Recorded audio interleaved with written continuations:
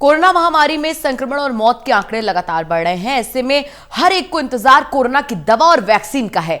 उम्मीद है कि 15 अगस्त तक ये इंतजार खत्म हो सकता है।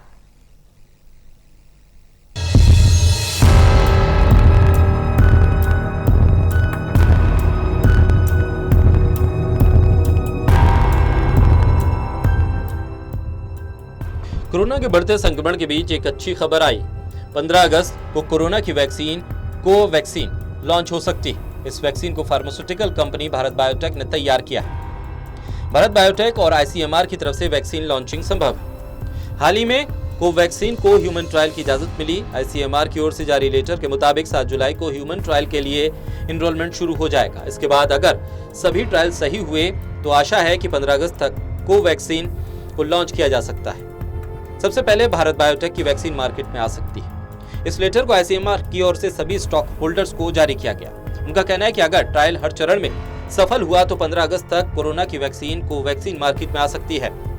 आईसीएमआर की ओर से फिलहाल ये अनुमान लगाया गया है। बीते दिनों हैदराबाद की फार्मास्यूटिकल कंपनी भारत बायोटेक ने दावा किया था कि कोवैक्सीन के फेज 1 और फेज 2 के ह्यूमन ट्रायल के लिए डीसीजीआई के हरी झंडी मिल गई।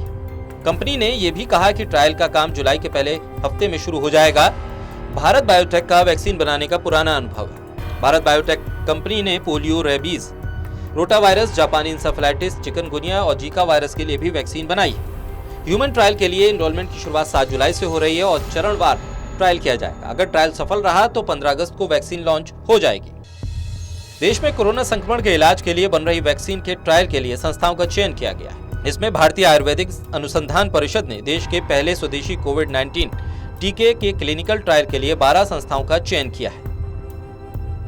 इसमें रोहतक के पीजीआईएमएस को भी शामिल किया गया है। इस अस्पताल को भी जिम्मेदारी दी गई है। ये पूरी की पूरी वैक्सीन जो है वो इंडिजिनसली हमारे भारत के अंदर ही भारत बायोटेक कंपनी के लैब्स के अंदर बनाई गई है और उसके बाद उसकी एनिमल टेस्टिंग करी गई है और एनिमल टेस्ट्स के अंदर जैसे सर ने बताया कि वो सेफ़ पाई गई है और अब हमने उसका ह्यूमन ट्रायल शुरू करना है फेज़ 1 और फेज़ 2।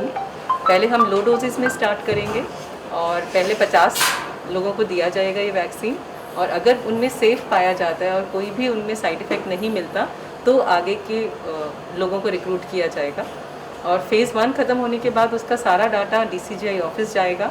अगर वो वहाँ पे उनको लगता है कि ठीक है वैक्सीन असर कर रही है और कोई ज़्यादा नुकसान नहीं पहुँचा रही लोगों में तो फेज़ 2 करने की परमिशन दी जाएगी सबको एंड फेज़ 2 के अंदर 750 लोगों को ये वैक्सीन दी जाएगी और उनमें भी अगर ये कारगर साबित होती है और साइड इफ़ेक्ट्स कम आते हैं तो इसको फिर मार्केट में लोगों को लगाने की परमिशन मिल जाएगी। तो इस रिसर्च प्रपोजल में भाग लेने के लिए हमारी तरफ से जो एक्सेप्टेंस है वो मार्च के महीने में ही चली गई थी और पूरे देश के अंदर 13 सेंटर्स को अप्रूव किया गया है। तो कल एथिकल क्लियरेंस भी हमें मिल गई है इसके लिए।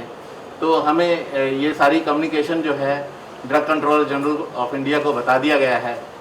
ये trial Indian council of medical research और भारत बायोटेक और national institute of virology Pune इन सब के संयोजन के साथ किया जाएगा और मेन जो फेज़ 1 और फेज़ 2 ट्रायल है आने वाले कुछ महीनों के अंदर, टोटल ये 6 महीने के अंदर पूरा किया जाएगा और फेज़ 1 के अंदर 375 ह्यूमन बींग्स पर ये ट्रायल किया जाएगा और फेज़ 2 ट्रायल जो है वो 750 के अंदर ट्राई किया जाएगा। इसके अलावा ओडिशा से भुवनेश्वर स्थित institute of medical sciences and SUM अस्पताल के एक अधिकारी ने बताया है कि भारत के पहले कोरोना वायरस टीके के मानव क्लिनिकल ट्रायल के लिए institute of medical sciences and SUM hospital को भी चुना गया है। आईसीएमआर ने भारत बायोटेक इंटरनेशनल लिमिटेड के साथ मिलकर स्वदेशी कोविड-19 टीका BBV152 कोविड वैक्सीन विकसित किया है, जिसमें रोहतक की पीजीआईएमएस के अलावा